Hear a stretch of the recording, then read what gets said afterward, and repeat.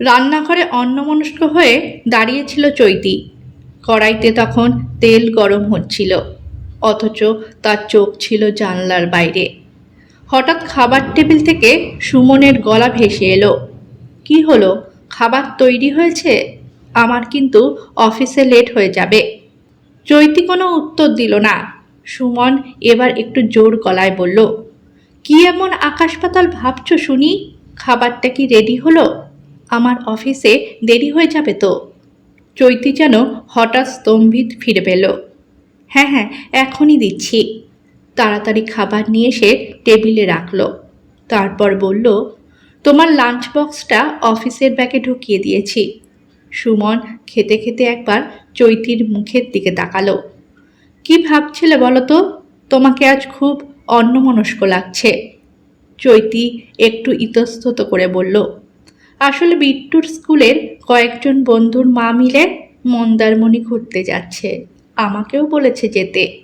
একদিন এক রাতের জন্য যাবে সবাই। একটা হোটেল ভাড়া করে থাকবে, বাচ্চাদেরও নিয়ে যাবে। আমি কি ওদের সঙ্গে যেতে পারি? কথাটা শেষ হওয়ার আগেই সুমন বলে উঠল, না, একদমই নয়। চৈতি চুপ করে গেল। সুমন বলল, একা একা তোমাকে আমি বাইরে পাঠিয়ে দেব, এটা তুমি ভাবলে কি করে? আমার যখন সময় হবে অফিস থেকে ছুটি নিয়ে তোমাকে আমি নিজেই ঘুরিয়ে নিয়ে আসব। চৈতি মৃদু হেসে বলল, তুমি তো সব সময় এটাই বলো। মানে? কিছু না। সুমন আর কথা বাড়ালো না। খাবার শেষ করে অফিসের ব্যাগটা নিয়ে বেরিয়ে গেল। দরজাটা বন্ধ হওয়ার শব্দটা যেন চৈতির বুকের ভেতরেও একটা দরজা বন্ধ করে দিল। এই একই কথা সে কতবার শুনেছে। এর আগে বাবা মা দুবার সুমনকে বলেছিলেন, চৈতিকে নিয়ে দুদিন কোথাও ঘুরে এসো। সুমন তখনও বলেছিল, এখন সময় নেই, পরে আমি নিজেই নিয়ে যাব। কিন্তু সেই পরে আর কোনো দিন আসেনি। অথচ সুমনের নিজের অফিসের ট্যুর হলে সে অনায়াসে সহকর্মীদের সঙ্গে বাইরে চলে যায়। বয়স্ক শ্বশুর শাশুড়ির দেখাশোনা, রান্না বান্না, ঘর পরিষ্কার, বিট্টুর পড়াশোনা, স্বামীর খুঁটিনাটি, সব কিছুর মধ্যেই চৈতির নিজের জীবনটা কোথায় যেন হারিয়ে গেছে। আজকাল মাঝে মাঝে তার মনে হয় এই বাড়িটা তার সংসার নয়, যেন একটা অদৃশ্য জেলখানা। পরের দিন স্বাধীনতা দিবস। সেদিন দুপুরে রান্না করতে বসে কড়াইয়ে বেগুন ভাজতে দিল চৈতি। ফ্রিজ থেকে মাছ বের করলো। ঠিক তখনই দূর থেকে ভেসে এলো বন্দে মাতরম। পাশের ক্লাবে স্বাধীনতা দিবসের পতাকা উত্তোলন হচ্ছিল। চৈতি কিছুক্ষণ চুপ করে দাঁড়িয়ে রইল। তারপর নিজের মনেই প্রশ্ন করল, সত্যিই কি আমি স্বাধীন? আজ চারদিকে স্বাধীনতা দিবসের অনুষ্ঠান হবে। সবাই বলবে, আমরা স্বাধীন দেশের স্বাধীন নাগরিক। কিন্তু স্বাধীনতা কি শুধু দেশের জন্য? একজন মানুষের নিজের জীবন নিয়ে সিদ্ধান্ত নেওয়ার অধিকার কি স্বাধীনতার অংশ নয়? বিশেষ করে একজন মেয়ের? চৈতির মনে পড়ে গেল তার ছোটবেলার কথা।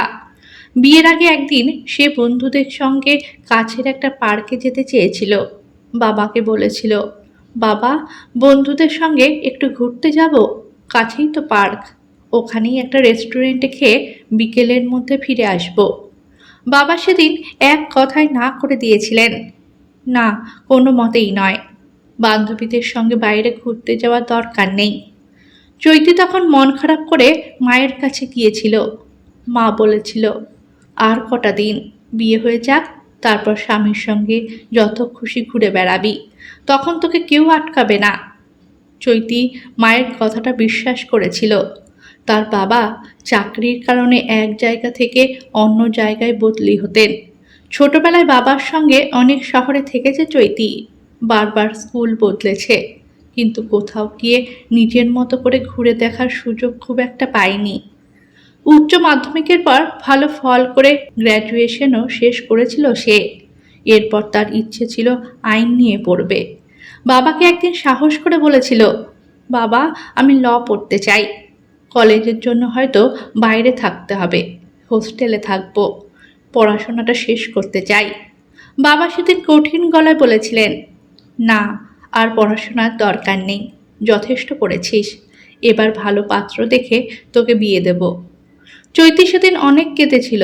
মায়ের কাছে গিয়ে বলেছিল, মা, আমি কি নিজের মতো করে একটু পড়তেও পারবো না? মা তাকে বুঝিয়েছিল, মেয়েদের জীবনটা এমনই রে, বিয়ের পর স্বামী যদি চায় তখন পড়বি, তখন ঘুরতেও পারবি। চৈতি আবার বিশ্বাস করেছিল, ভেবেছিল বিয়ের পর হয়তো তার জীবনে সত্যি স্বাধীনতা আসবে।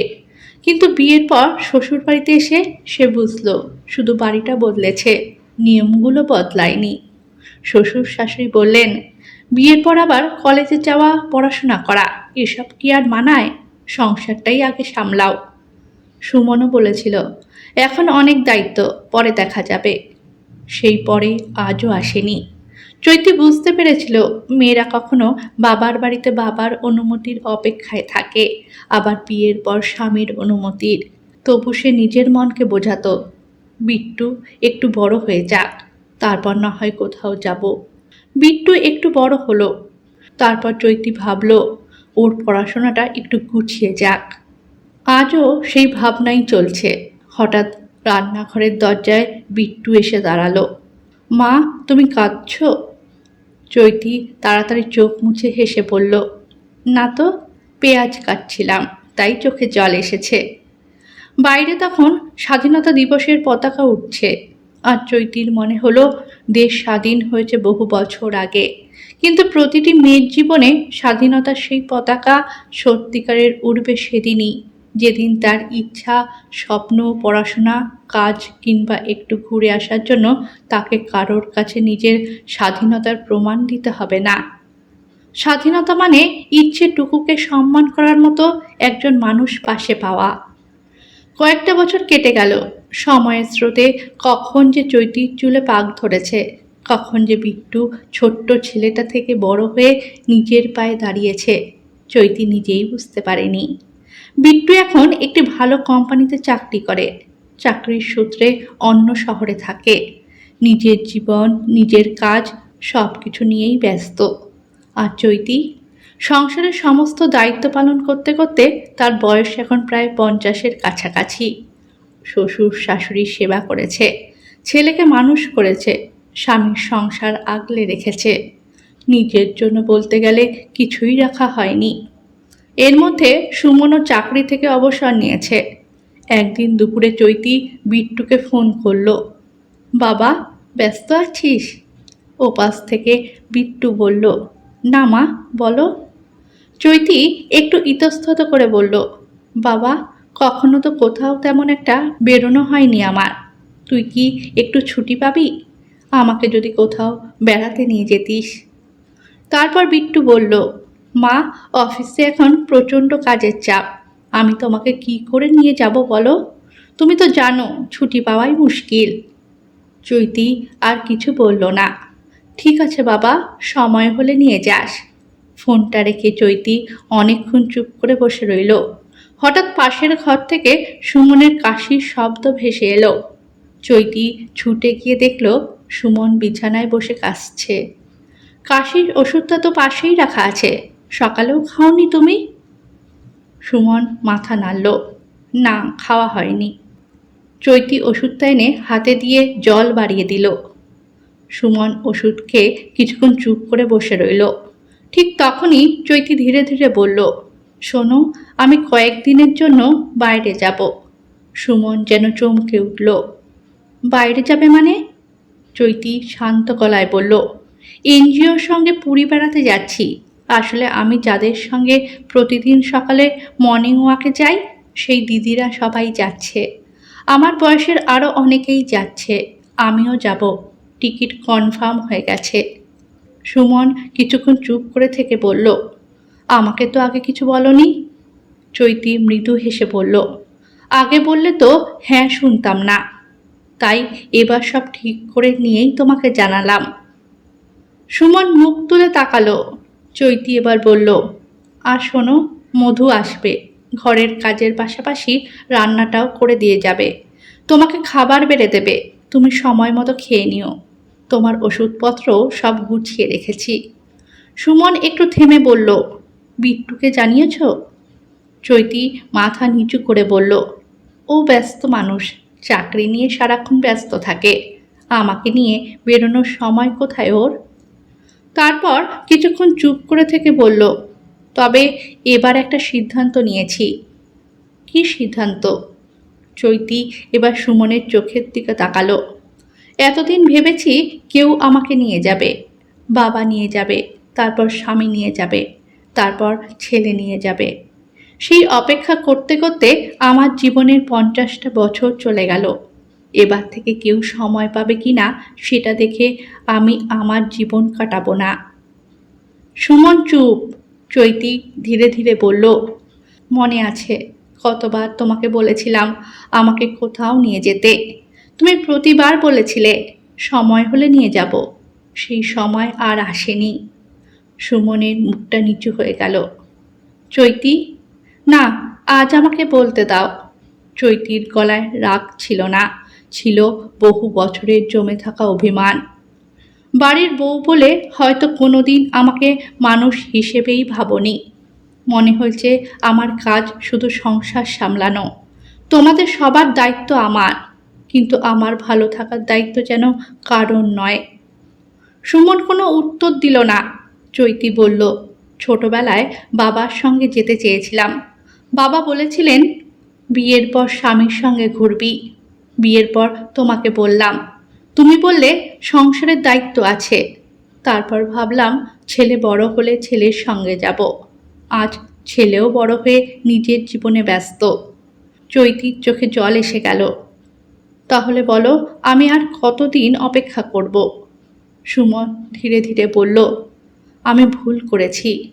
চৈতি মাথা নাড়ল। শুধু তুমি নয়, আমিও ভুল করেছি, কারণ আমিও সারা জীবন অন্যের অনুমতির অপেক্ষা করেছি। কিছুক্ষণ নীরবতা। তারপর চৈতি বলল, আর একটা কথা, এই বেড়াতে যাওয়ার জন্য তোমার কাছে একটা টাকাও চাইছি না। সুমন অবাক হয়ে তাকালো। টাকা কোথায় পেলে? যে এনজিওতে আমি বাচ্চাদের পড়াই তারা আমাকে সামান্য কিছু সম্মানই দেয়। সেই টাকা সংসারে খরচ করি না। বহুদিন ধরে একটু একটু করে জমিয়েছি।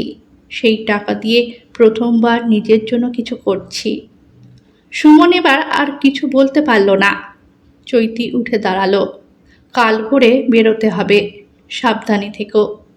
পরদিন ভোরে যখন আকাশে আলো ফুটতে শুরু করেছে, চৈতি সুটকেস হাতে দরজার সামনে দাঁড়ালো। সুমন চুপচাপ বসেছিল।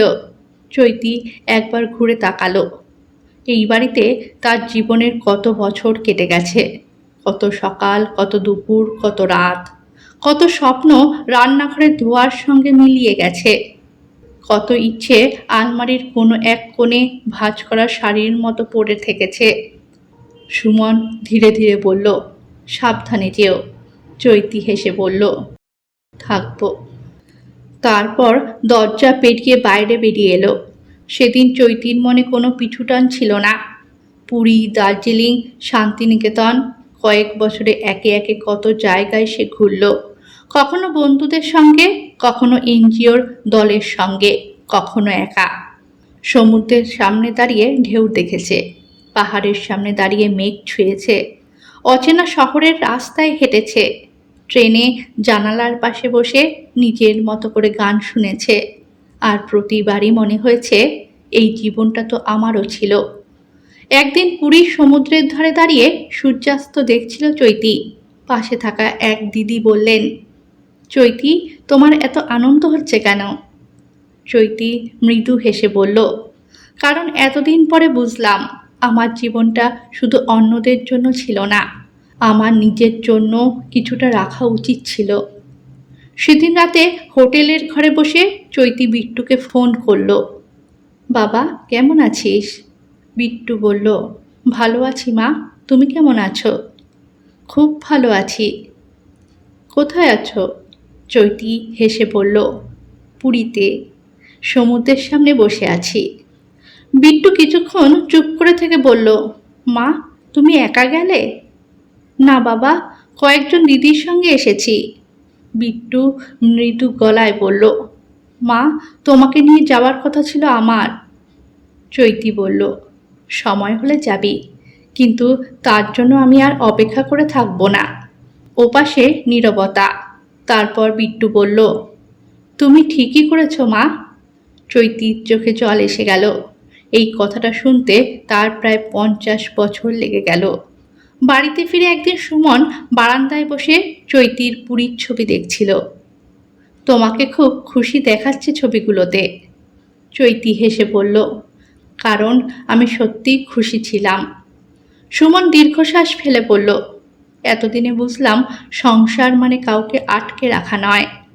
চৈতি বলল, সংসার মানে একসঙ্গে থাকা, কিন্তু একসঙ্গে থাকার অর্থ কারোর স্বপ্নকে বন্ধ করে দেওয়া নয়। সুমন মাথা নাড়ল। চৈতি জানতো তার হারিয়ে যাওয়া বছরগুলো আর ফিরে আসবে না, কিন্তু সে আর সেই বছরগুলোর জন্য কাঁদতে চায় না। কারণ জীবনের 50 বছর পেরিয়ে গেলেও মানুষ চাইলে নিজের জীবনে নতুন অধ্যায় শুরু করতে পারে। বয়স কোনো স্বপ্নের শেষ তারিখ নয়। অনেক নারী সারা জীবন বাবা, স্বামী, সন্তান, শ্বশুর, শাশুড়ি, সংসার সবার কথা ভাবতে ভাবতে নিজের কথাটাই ভুলে যান। কিন্তু নিজের জন্য একটু সময় চাওয়া স্বার্থপরতা নয়। সংসারের দায়িত্ব অবশ্যই থাকবে, পরিবারের প্রতি ভালোবাসাও থাকবে। সেই ভালোবাসার অর্থ নিজের সমস্ত ইচ্ছাকে বিসর্জন দেওয়া নয়। আর পরিবারকেও মনে রাখতে হবে, একজন স্ত্রী, একজন মা, একজন বৌমা হওয়ার আগে একজন নারীও একজন পূর্ণ মানুষ। তারও স্বপ্ন আছে, ইচ্ছে আছে, নিজের মতো করে বাঁচার অধিকার আছে। চৈতি শেষ পর্যন্ত বুঝেছিল, অন্য কেউ এসে আমাদের জীবনের স্বাধীনতার দরজা খুলে দেবে, এই অপেক্ষায় সারা জীবন বসে থাকলে চলবে না। নিজের সামর্থ্যের মধ্যে নিজের জন্য যে ছোট্ট দরজাটা খোলা যায়, সেটাই একদিন বড় আকাশের পথ দেখায়। 50 বছর বয়সে চৈতি নতুন করে বাঁচতে শেখেনি। সে শুধু ভুলে যাওয়া নিজের সেই চৈতিটাকে আবার খুঁজে পেয়েছিল। আর সেদিন থেকে তার জীবনে একটি কথাই সত্যি হয়ে রইল, জীবন একটাই, তাই অন্যের জন্য বাঁচব, ভালোবাসব, দায়িত্ব পালন করব, কিন্তু নিজের জন্য একটু বাঁচব। কারণ নিজের ছোট ছোট ইচ্ছেগুলোকে সম্মান করাও জীবনেরই অংশ।